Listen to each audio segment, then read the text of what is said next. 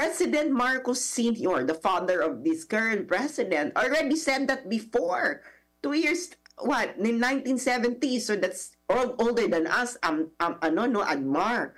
The father already knew that it will be magnet for attack of the enemies of the United States. So why is this news? And ito naman Pilipinas, nakikisama sa gulo, pinalagay pa niya dyan sa... Pinalagay pa ng Pilipinas sa kanyang teritoryo ito mga to. So, what do we expect ng enemies ng United States? What would we expect them to do? Just look at what's going on and turn a blind eye? President Marcos has no spokesperson, no? We all know that. But it seems that in terms of foreign policy, a lot of people would like to speak. Why? Why don't you just let the president speak? So it may be walang pangulo, no? Maybe as we can see here, maybe the president has lost control of his men. Bakit ang dami-dami nagsasalita dito sa foreign policy? Lahat ba kayo dapat magsalita? Ngayon lang ako nakakita na lahat, my God, pati ultimo, spokesperson. Tariela, ano kinalaman ni Tariela sa foreign policy? Can they just shut up? All of them shut up and then the president appoint one person. At hindi ko lang to sinasabi sa time ni President Marcos. This also happened during President Duterte na ang daming gustong magsalita pagdating sa foreign policy. Pero pag tinanong mo sila, pagtanong sa corruption, wala nang gustong magsalita dyan, Admar, no?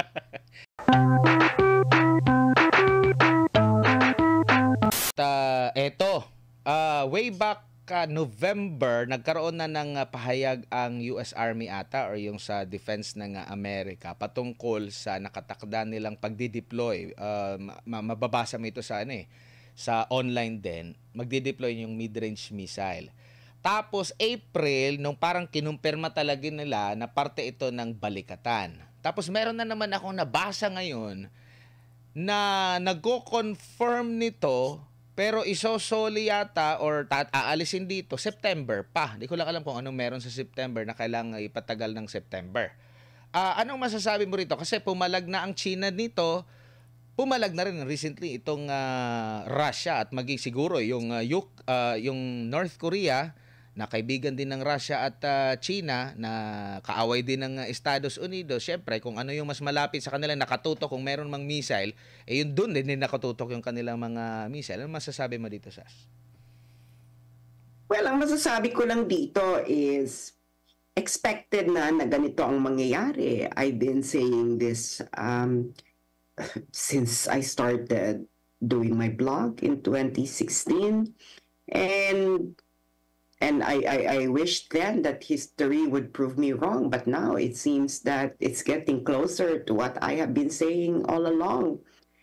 Ito kasing mid-range missiles, in 1989 when on the road to the end of the Cold War, nagkaroon ng kaso, meron kasing arms control treaties ang Soviet Union and the United States. Ito yung tinatawag na Intermediate Range Nuclear Forces Treaty or INF. Itong mga arms control treaties na to, they were supposed to have transparency of the missiles that they have and where they are deployed kasi it's a way of managing the tension and what we call in international relations, the security dilemma, which is a phenomenon na ang tendency kasi in international relations, when you increase your capabilities, for example, military capabilities,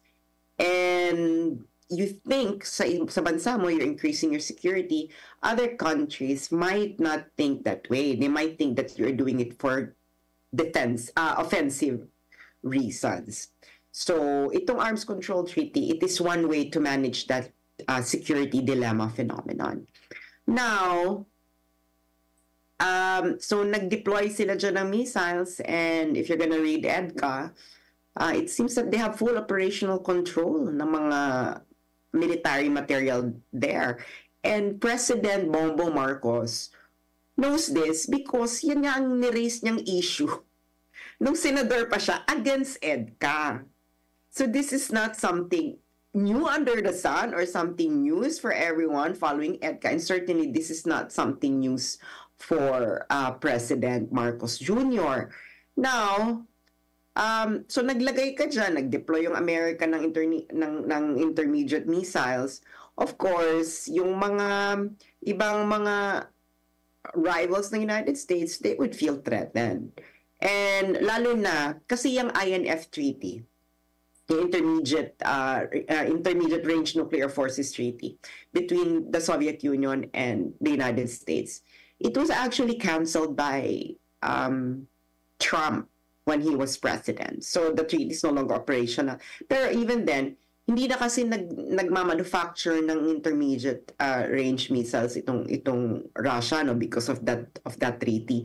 Now the United States deployed and is manufacturing this kind of missiles. So now, ano na mangyayari dun sa arms control? Now you will have an arms race. And ito naman Pilipinas, nakikisama sa gulo, pinalagay pa niya dyan sa pinalagay pa ng Pilipinas sa kanyang teritoryo ito mga to. So, what do we expect ng enemies ng United States? What would we expect them to do? Just look at what's going on and turn a blind eye? And of course, si Putin talaga matindi ang pagkakasabi niya, no? President Putin, sabi niya, magmamanufacture na rin ng Russia, no? And we will place them as well in some locations. So now, imbis na mapababa yung tension, we actually participated in raising the temperature in international relations. I-connect natin doon sa recent din na pahayag ni Senadora Amy Marcos. Tapos sumagot na rin ata yung Armed Forces of the Philippines nito na i-check pa. Kasi sinabi ni Senadora Amy 25 yung sites daw. Tapos sabi ni tinitake nila seriously. Pero ako hindi ko ina-expect na ganun yung magiging sagot ng Armed Forces of the Philippines. Mas alam pa ni Senadora Amy kung saan located itong mga EDCA sites na ito compared sa kanila. Parang naano lang ako kasi parang parang take note. Noted po, parang ganun yung dating ko sa kanilang naging statements. Well, why is this news? In the first place, are we expecting that China will not be targeting those EDCA sites? They know that it is against them. So why is this news? Why is the AFP surprised at all that China will be targeting them? Sabi nga ni Jonathan Malaya, no, wala daw siyang alam na imminent threat, that they have cordial relationships with China, and ito pa pagkakasabi niya, no, the Philippines and People's Republic of China maintain cordial relations and are committed to managing whatever differences. You know, what's wrong with Jonathan Malaya and a lot of our security people? This is not directed to you. It is directed to the United States. It just so happened that yung United States, nandiyan ang base militar sa Pilipinas. Yan ang hindi nyo maintindihan. So no matter how cordial or good our relationship with China is, the Chinese military has no option but to actually target the US military bases in the Philippines. Pwede ba yun na nilagay lang ng US military bases ng US ang kanyang military bases sa isang bansang friendly sa China, hindi natatargetin yun ng China? Are you that naive? Parang admire, no? Parang, are these people just born yesterday? Parang, are you not reading history? Is this not being taught in Philippine Military Academy? I doubt, no? I doubt. And Admar, this is not really news. Again, in February last year, when I actually spoke against EDCA, I quoted one think tank, no, the American Enterprise Institute, interviewed by PBS. Maybe you can find it, no? And he was asked, ano daw tong point na nag-add ng military bases? And then sabi ng think tank, it would provide more targeting sites for China. Kasi nga, it is to exhaust the missiles of China. And then the New York Times, almost the same day, meron din silang sinulat doon. And then they interviewed someone na dati pang advisor ni Biden. At ang sabi niya na these EDCA sites are to exhaust the missiles of China. Missiles of China, because in a war, ang unang-unang tatargetin ng kalaban mo is your supply line. And I believe this is being taught in Philippine Military Academy na I'm pretty sure that our AFP attended, no? And a lot of them even went to West Point in the United States. So now, kukulang yung supply line ng Amerika sa kanyang nagmagdadagdag ka ngayon ng supply line itong United States para kung may matarget man, meron kang backup, no? That's the purpose of EDCA sites. Kaya nga dumami na yan, naging 17 na nga yan. Ano sabi ni Senadora? 25 na. Para tayong taxi, ha? Para may inflation na kasi, kaya tumaas din ulit. Sandali lang to Admar, 25 na. Una 4, naging 9, naging 17, ngayon 25 na. So, again, why is this news that those U.S. military bases are being targeted? Again, I cannot believe that these people are that naive to even think that the enemies of the United States will not target those U.S. military bases. President Marcos Sr., the father of this current president, already said that before. 2 years, in 1970s, so that's older than us, Admar. The father already knew that it will be magnet for attack of the enemies of the United States. So why is this news? And it doesn't matter, no, if we have cordial relations with China. Because it is not the Philippines that China is targeting, but the U.S. military bases. Mm-hmm. And ang pinaka-recent naman na development dito, nagkaroon na ng usapan ang Foreign Affairs natin and Foreign Ministry ng China last July 2 after ng bardagulan, megaphone diplomacy, umabot sa nabalitang at na-viral na naputol yung daliri after ng mga ganon na mga insidente, nagkaroon ng ganito. Ano sa tingin mo yung parang turning point na bumalik sa mga ganito? Kailangan pa talagang may maputol na daliri yung para magkaroon, bumalik sila sa ganitong usapan sa with China?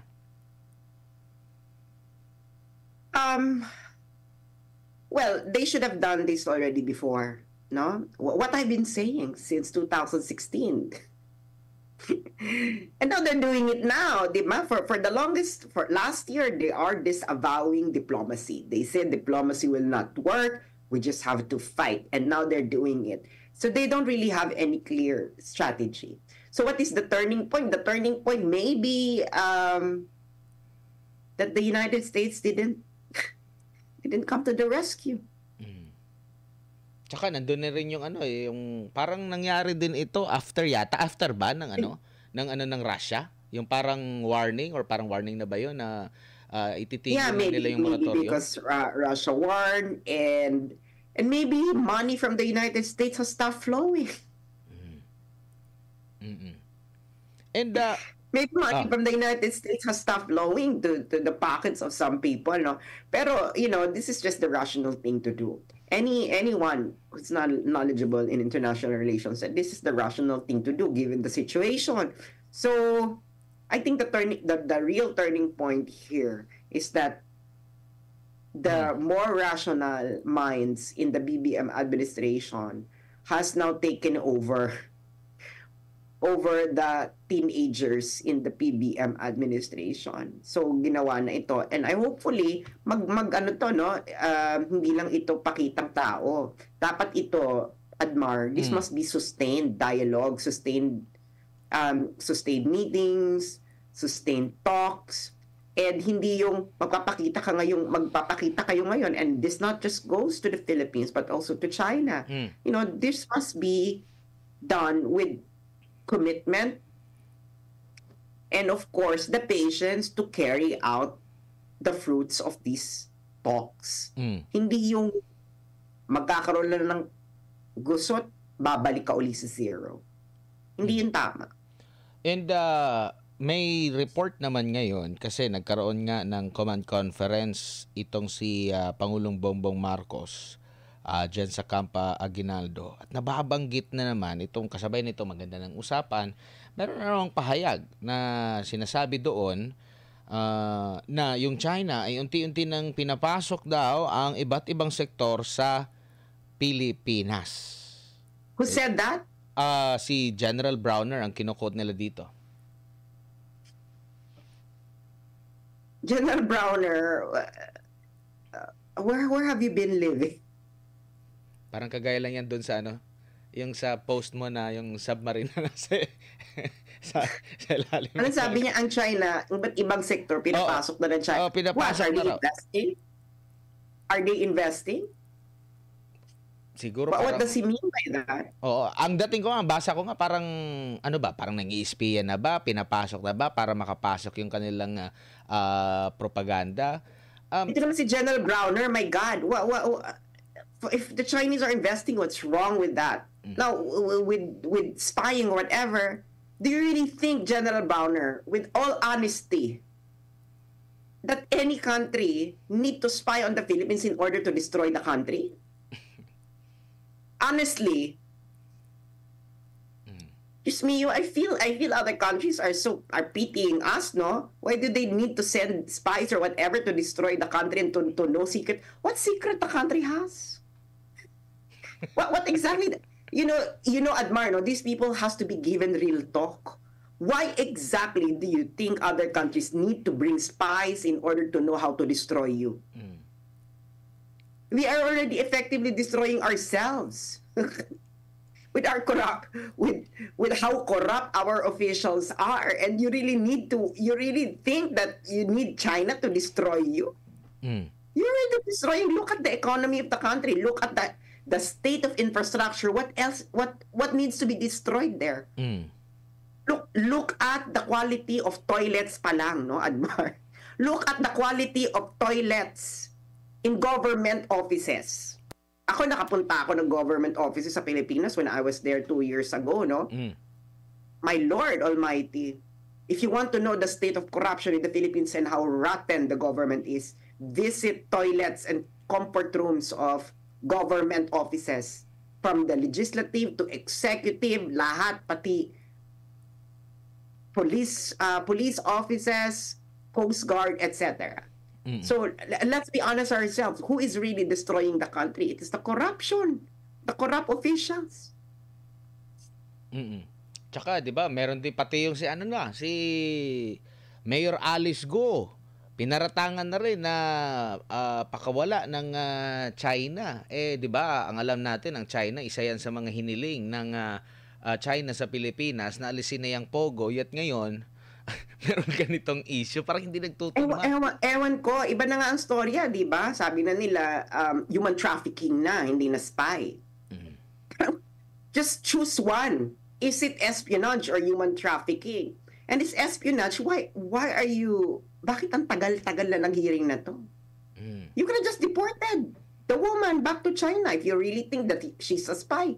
Or you just could have already arrested her for national security reasons. Ano nangyayari? Nagkaroon pa ng drama. You know, Admar, I happen to have conversations now with people who are in the know in that region.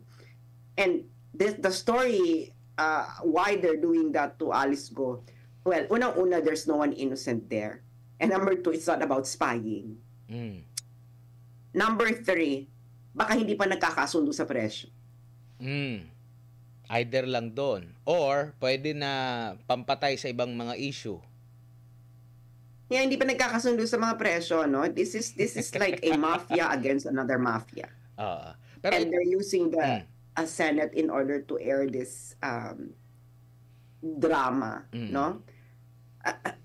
Come on. The politicians in Pangasinan, Tarlac, Pampanga know what I'm talking about. Pero ito, Sas, yung pag mga initial na statement lang, diretso pahayag agad. nakabubuti ba yan sa diplomasya? Kasi example ko, 'di ba nagkaroon ng press conference si ES Bersamin. Tapos kinounter agad. Tapos kinounter agad ng Defense Department. Tapos merong pahayag itong si PBBM na inexplain niya na bakit biglang nagbago.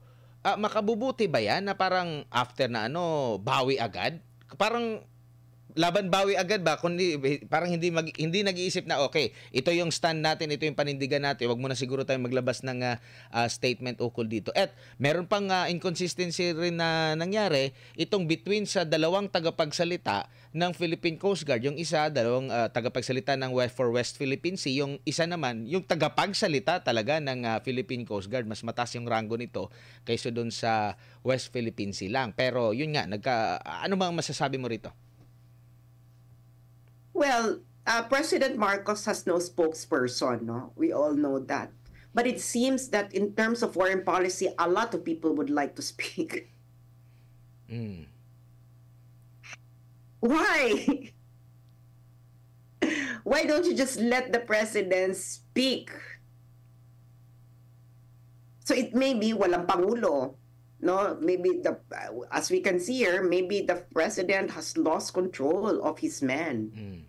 Bakit ang dami-dami nagsasalita dito sa foreign policy? Lahat ba kayo dapat magsalita?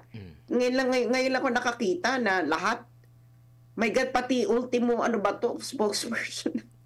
Tariela, ano kinalaman ni Tariela sa foreign policy? Can they just shut up? All of them shut up and then the president appoint one person.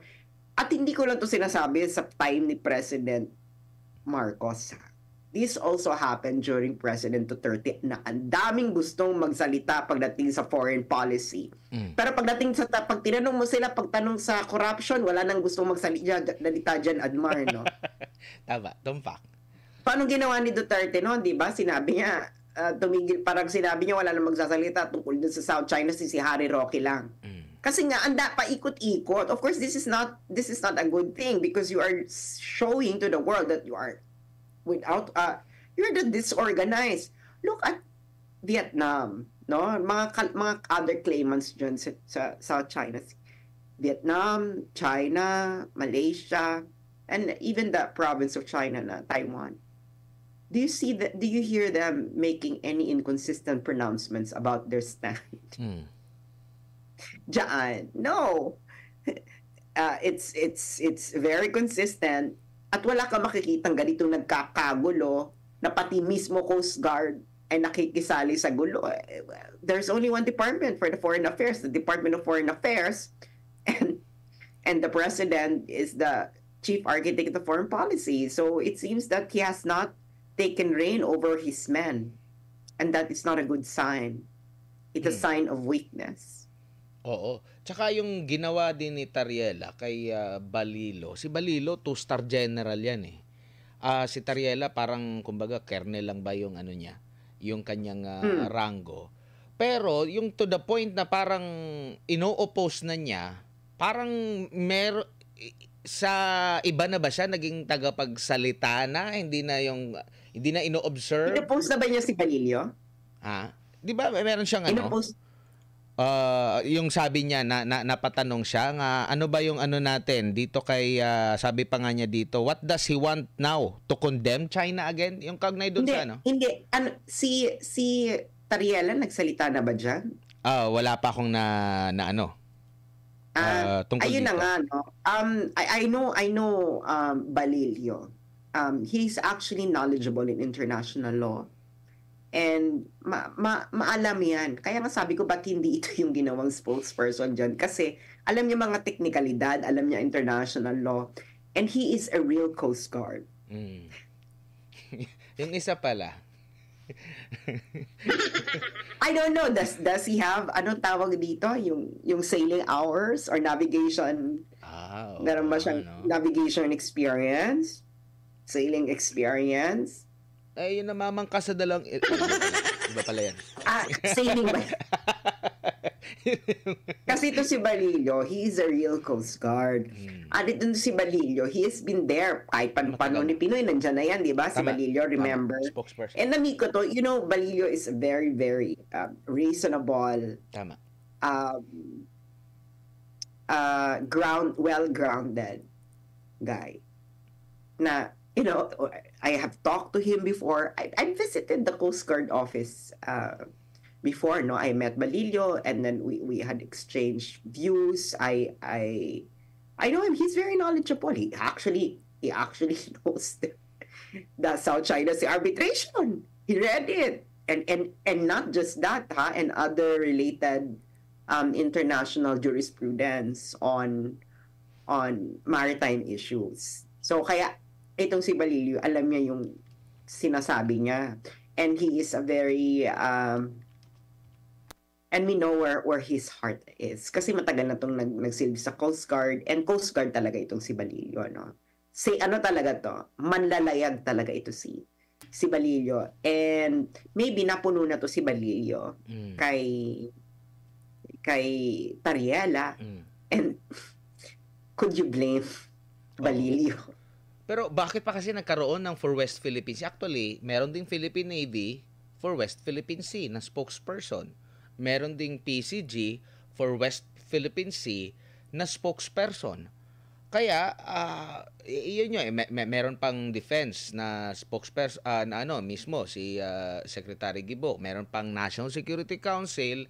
Meron pang, itong tawag nito, sa Foreign Affairs. Pero, hindi masyado natin sa Foreign Affairs naririnig which is yan yung forte nila, yung diplomacy, yung Yeah, exactly. So, parang wala na ba tayong diplomats? Are our diplomats incompetent already that they're not taking the lead? They should be taking the lead here because this is an international relations issue.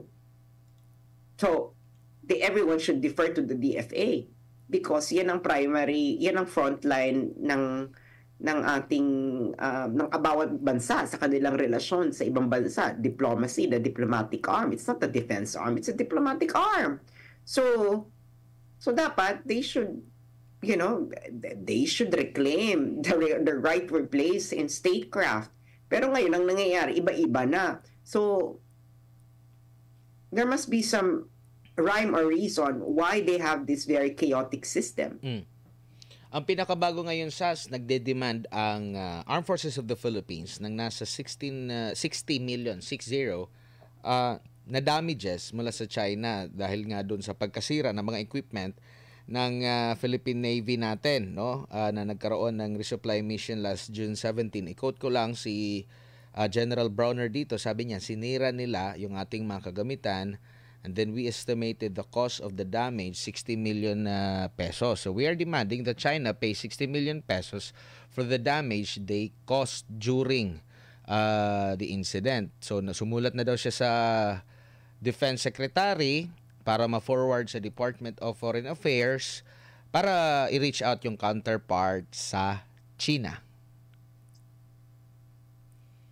Okay.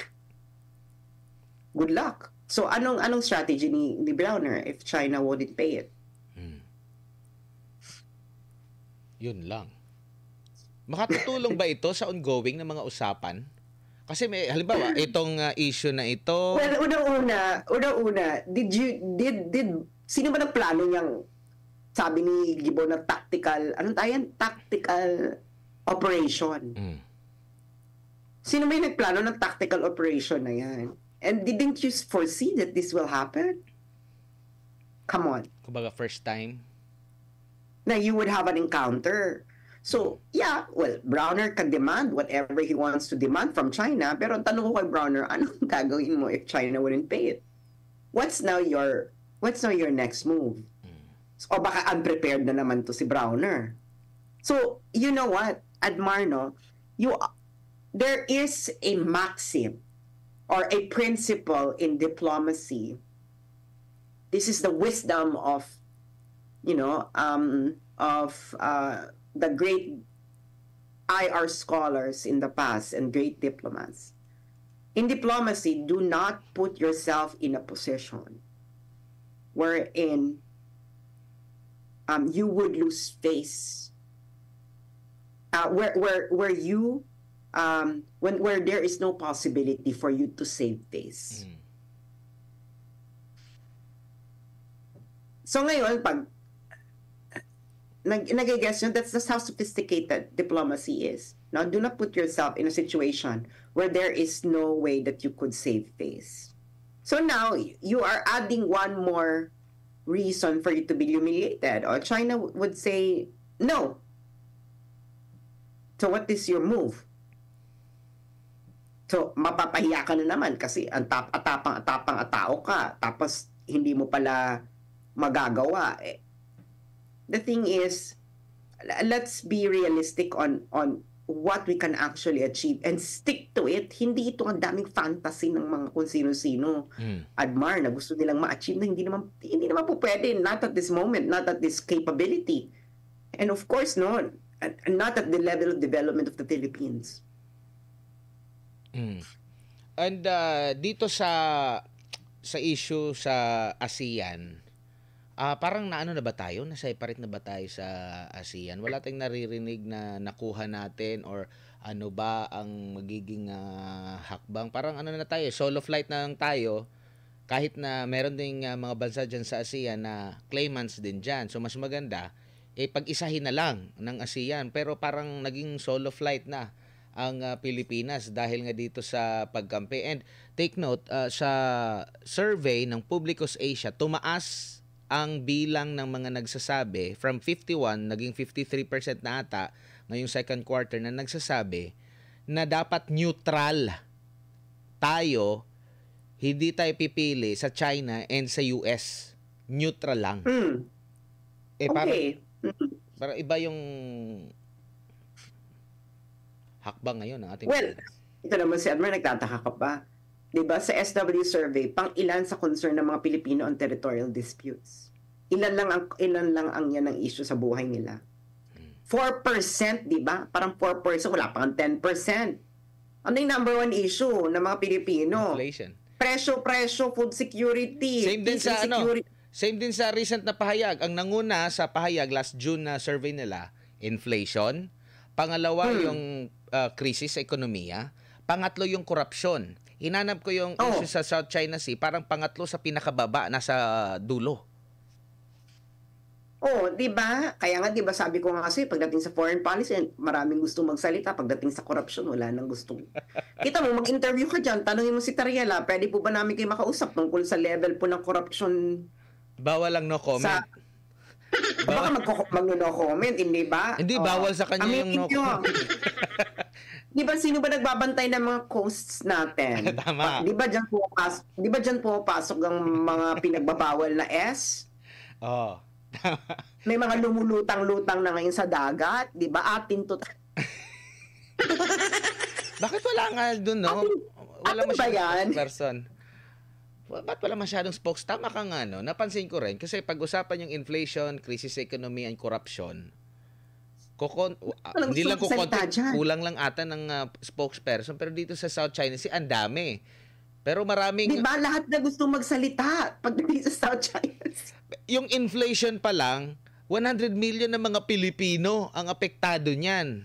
Yung sa South China Sea, dagat pa lang yung ating pinag-uusapan dyan, pinag-aagawan, wala pang ang isla na malaki, ang dami ng spokesperson.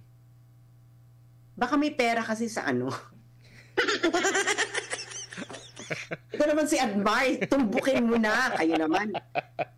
Na kayo, natanggalan na kayo ng prangkisa sa ito. Uy, ang sabi sa balita ngayon na ang demokrasya daw sa Pilipinas ay nananatili. Sabi ng government. Okay, fine. well, you know, democracy is like beauty. It's in the eye of the beholder, no? So, ang babalik tayo dito, no? Wala nang, itong pahayag na tumaas yung bilang ng 2%, neutral tayo. Again, why is this a surprise for us? Pero Admar, Ayaw nila yan kasi nga, syempre matitigil ang funding, hindi ba? Nako po. May pera sa may pera sa pagbubuyo ng mga Pilipino para umapoy ang kanilang damdamin. Well, siguro Sas, sa mga nanonood ngayon, baka may paalala ka pa ulit? Kasi alam natin paulit-ulit tayo dito sa SMNI, sa inyo. Patuloy na lang yung ating paalala, pero malay mo baka magbago. Walang imposible. Hindi, I think kasi nagkakaroon na ng maraming kakaibang kaganapan ngayon sa social media na iba't ibang, alam mo yan, yung alam mong propaganda to kasi coordinated, sa labing may mga nasusulputang bagong pages, di ba? Tapos pinupush sa wall, tapos sa TikTok biglang ang content niya dati beauty pageant, biglang naging foreign policy. Sabi ko sa Mar, lahat gusto magsalita sa foreign policy. Yun nga pati nga sa rap, so, 'di ba? Yung meron din sa rap. Pero napansin ko yung sa sinasabi mong biglang sulpot sa social media. Tiningnan ko na kung sponsored, hindi Sabi ko, paano nangyari yun na napunta sa page ko? Hindi naman ako masyado na tumitingin doon sa Hindi nila nilalagyan ng co-sponsor. Ang kasi noon, merong iba na ways na hindi na malalagay na sponsored by.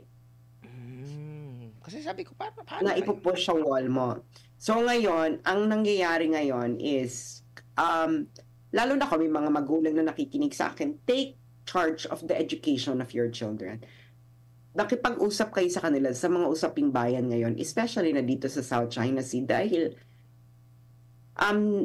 kaunti man ang concern dito, pero pag hinayaan natin itong mga halangang kaluluwa na maituloy ang kanilang gusto para sa Pilipinas, baka hindi na natin ito mapipigilan.